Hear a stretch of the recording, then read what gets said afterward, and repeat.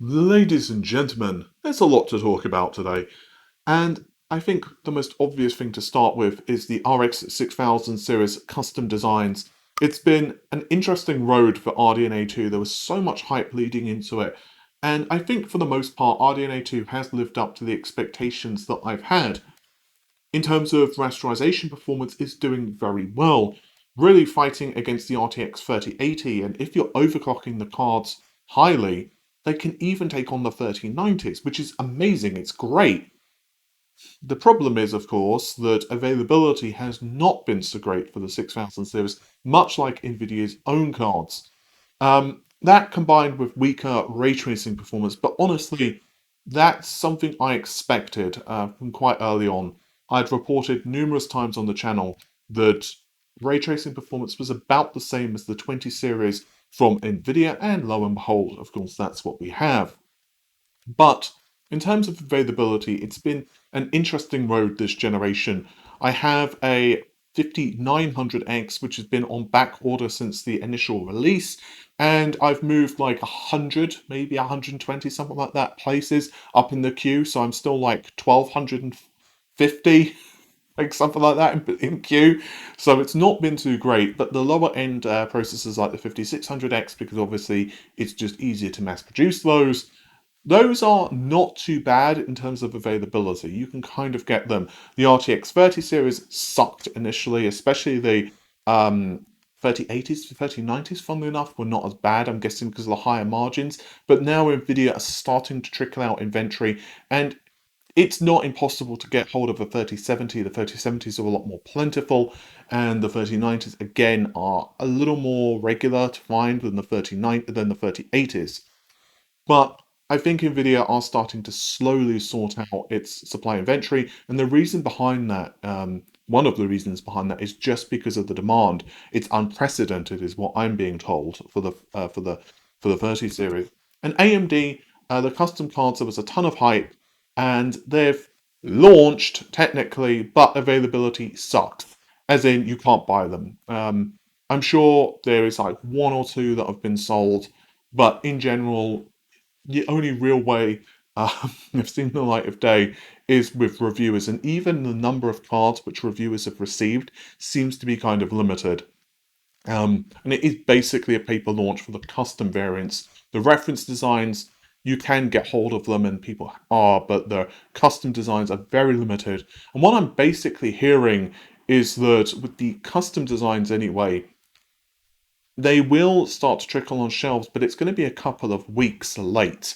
And there are multiple reasons behind this, but the long and short of it is, and I don't want to bore you in all of the technical details of inventory and supply chains, but the too long didn't read is that we are looking for late December, possibly January, before they become at least to the point where you can buy them fairly comfortably.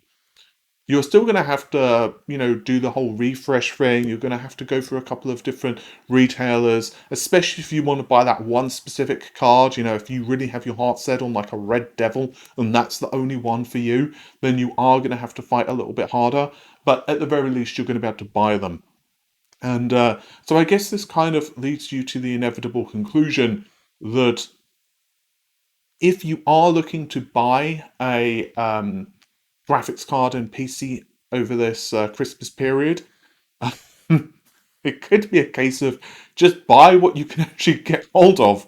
Uh, I'm debating whether to put out a kind of buyer's guide for Christmas. I'm really unsure because it's like it it's kind of like, well, yeah, I could have a specific CPU or this specific GPU, but just if you can't get them, what difference does it make? I think that it will get better. The RTX 3060 Ti, I'm hearing it's going to be even more plentiful than the 3070, and obviously that's going to help free up inventory. The 6700 and 6700 XT as well, I think, will be quite quite common by the time we see launches of those.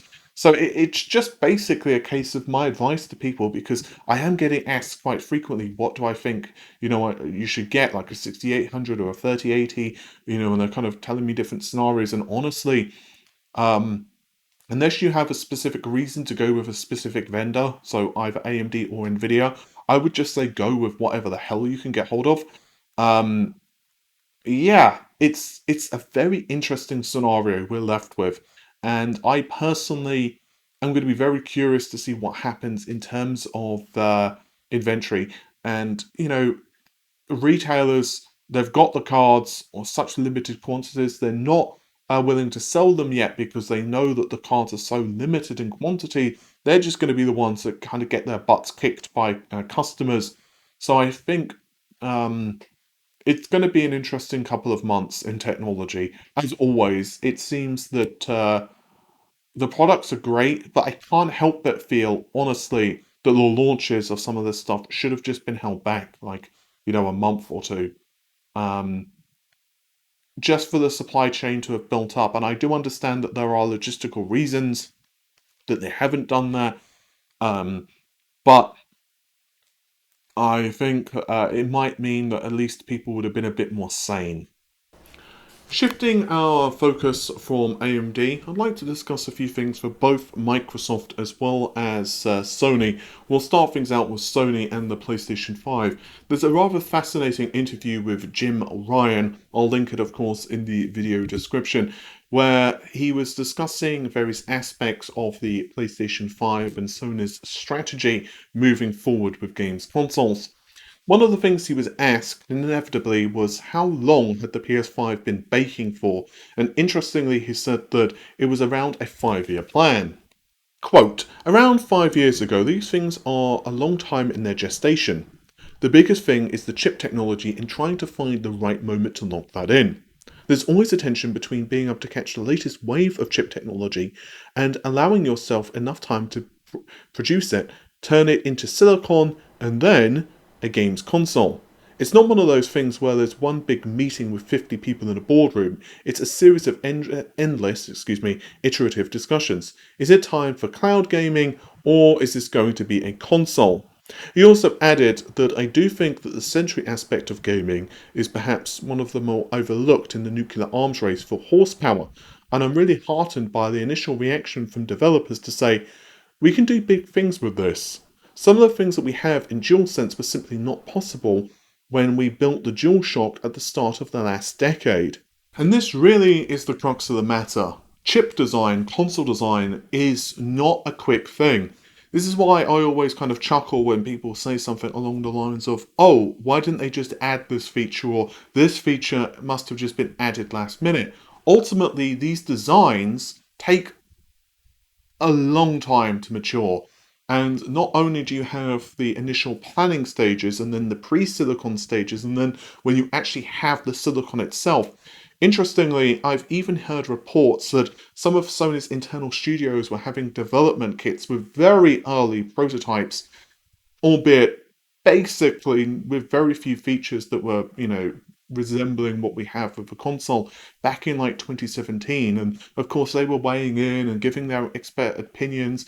And ultimately, this is what happens with console designs. I think that Sony and Microsoft have done some really good things with both of their different approaches going into this generation. And I think truly and utterly, it's a case of that we are only seeing the very tip of the iceberg of what these systems are capable of. And it isn't just because, developers are having a hard time with the systems, but you've got to remember that the paradigm has shifted so drastically. It's done like a 90-degree turn. Because yes, you've got tons of CPU performance and GPU performance additional compared to the previous generation, which is normal and shiny and great.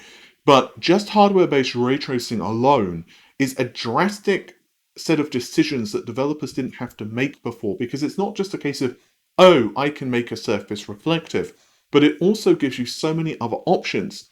RT can be even used for things like sound, it can be used for AI. And so there's going to be like this eureka moment with developer studios is like, I realized I can use this technique and this technique, and then I can combine it with this technique, and it saves me a crank ton of performance, but I can also get this out of it. And as studios like Santa Monica or 343 or whomever get a real good handle on the consoles and they can put this information out in GDC format, and of course it's always about sharing in developer communities, it's going to be a runaway snowball of knowledge, and I think that's a really good thing. And now I want to discuss the Xbox Series X and the whole performance fiasco. And I do call it a fiasco because there have been so many different takes on this. And recently I put out a video discussing Assassin's Creed and some other games and why the PlayStation 5 has been ahead in performance. Now, I have to stress it does depend upon the game, but Assassin's Creed, for example, on the Xbox Series X is just performing plain worse than the PlayStation 5. We're seeing lower frame rates, more frequent dips to lower resolution. Not that the PS5 consistently hits 4K 60 by any stretch of the imagination. And these problems seem to be pretty regular. Like, a ton of games are having these problems, and it's not always the same game engine or a game developer which you can say, well, you know what, it's this game engine with this publisher, of course it's going to be a problem. No, it's been across a myriad of different titles. I put out a video and I was explaining that according to my information, studios were getting the development kit for the Xbox much later, the final development kit. In fact, it was actually June. Furthermore, with the earlier versions of the development kit, they were not final, so all of these things together, plus in the case of Assassin's Creed, I heard that the performance targets changed from from 30 FPS to 60 FPS. So yeah, none of that is exactly the best. Like, moving performance targets combined with development kits that weren't final towards the very end, and yeah, you've got these problems. Now, the Xbox development kits are a lot more robust. And it's not to say that they were terrible, missing features or anything like that before, but it was to say that they were not as optimized as the PlayStation development kits. And normally, this wouldn't be such a big deal if the developers actually had more time with the systems. But when you're looking at a new console generation, you have one console which is more optimized with its development kits and easier to develop for because it's closer to the PS4, that's what I've been told. And then you have the Xbox, which has kind of a different strategy with development with the GDK, and naturally you're going to run into some problems. And interestingly, The Verge has actually pretty much said the same thing in one of their articles. They seem to have mirrored very closely to my information. Well, Microsoft have made some comments on this and are basically vowing that they are working with game studios to make it so that these performance hitches are not a thing. We are aware that performance issues on a handful of optimized titles on the Series X and S, and are working with our partners to identify and resolve the issues to make sure to ensure, an optimal experience. As we begin a new console generation, our partners are just now scratching the surface on the next generation consoles and what they can do, and minor bug fixes are expected as they learn how to take full advantage of our new platform. We are eager to continue working with developers to further explore the capability of the Xbox Series X and S in the future. So what are my thoughts on this? Largely I agree with Microsoft, but you also need to remember that Sony are also going to optimize its development kits, its tool chains, and the OS and everything else it can. You're going to see these console manufacturers do everything they can to permit developers to squeeze the lemon dry, because this hardware is fixed spec. Unless we see a pro console from either manufacturer, this is what we're stuck with for the next 4, 5, 6, whatever years. In other words, they have to optimize, because fixed spec can only do a certain amount. There's a finite amount of GPU, CPU, memory resources. So yeah, I largely agree with this. And one of my early leaks, one of my exclusives, is that both Microsoft and Sony have built these systems which are actually kind of different from each other's designs. Like they each have their own strengths and weaknesses. And I know that sounds like a cop out, but it's really true. If you ask like an engineer or a game developer, they will say that there are a lot of similarities between the two systems, but they are subtly different and they also have their subtle strengths. Now, let's say you take one aspect of it, like the compute performance of the Xbox. It's not to say compute on the PlayStation sucks, it's to say that the Xbox has an advantage there. But you can also say that in geometry performance, the PlayStation has a slight advantage. And this kind of keeps going backwards and forwards. So it's not a wash, but yeah, it really, if the console is taken full advantage of, it's not that one game will necessarily look worse on one platform. It's that if it was built from the ground up for the Xbox and then built from the ground up for the PlayStation, one would not necessarily look worse. It's just that it would look different. But with AAA development, and you have studios like Ubisoft or whomever else, the question is how much optimization are they really doing? And I feel that Ubisoft Game Engine, just for example, I'm not picking on Ubisoft, it's just the first one that comes to mind. You know, the Assassin's Creed engine, Anvil, I think it's called, it's been kind of pushed now to the limit and it kind of needs a lot of reworking. So I think this generation is going to really change pretty rapidly. Another very interesting thing from Microsoft, and this is something that I really agree with them, is that they actually believe that the current pre-order system is antiquated, it isn't great, and it's leading to a ton of frustration. You may have seen the scalping ring in the UK, which have literally scalped thousands of PlayStation 5s, and the markup on them is ridiculous. Like, two, three, four times the amount people are, demanding on something like eBay for a PlayStation 5. And I feel so bad for people who can't get a console and are just looking at these eBay scalpers with literally, a living room full of PlayStation 5s. Um, I just think it absolutely sucks. And as we are very painfully aware at this point with consoles and PC hardware and everything else under the sun, I feel that in 2020 or 2021, our strategy to buy a product should not really come down to smashing the F5 key like a mad person, like just, praying that you happen on the microsecond that it says in stock that your F5 key happens to coincide with that, so you can really quickly add it to basket, go through checkout, and cross your fingers that you get one before a scalper does. Like, that should not really be how we have to order electronics or any product now. I refuse to believe that there is not a better option. And Microsoft think that there probably is, and they are actually discussing things internally right now. We've had some real discussions internally about should I be able to reserve my slot? I'll put money down. I know my machine is getting built on January the 20th. I'll get it on February the 1st. We have customers that would do that today. We want people to feel like there's some console that you can go buy, but it's just not on the day where everyone else gets to pick up their console. I don't know if this is the right decision in today's world. That's a very old world thinking. People are going to go to line up outside of a store, kind of like the last decade of thinking. I think we should really challenge ourselves. Is that really the supply chain through the customer we're talking about? Is that reality? We talked about to our retail partners about this as well. He said that both Sony as well as Microsoft themselves lamented how pre-orders for the current and the next generation consoles have gone, and he realised that many customers are upset. I do think it's going to push us to think about new models. It could be reserve your slot. It could be doing things more direct with the customer. Still could have the retailer fulfill the order, but just so people can have more clarity on what's going on with their console. It's something that we're working on, end quote. You know what? I 100% agree with Spencer.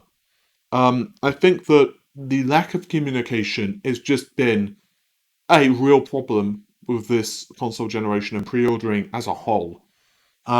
Yes, scalping is super annoying, and I have a lot of frustration for people who are scalping these systems and then reselling at a massive profit.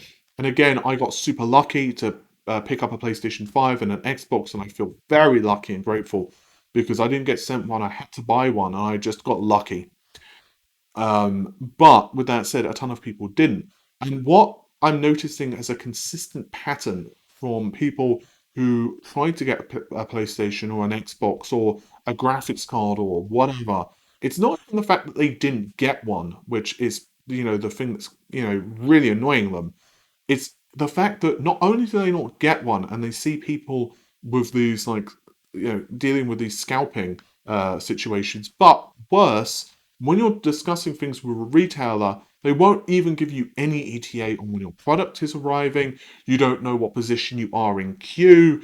And I think those things to combine together to make the situation just 3 times worse, 100 times worse. Just, tell me when the console's arriving. Is it not this side of Christmas? Okay, I can deal with that.